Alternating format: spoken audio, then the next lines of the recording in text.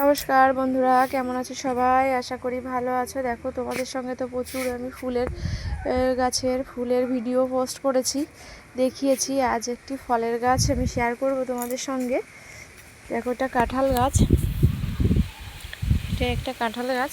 কাঁঠাল গাছে ফল এসেছে, তো ফলটা দেখো নষ্ট হয়ে গেছে।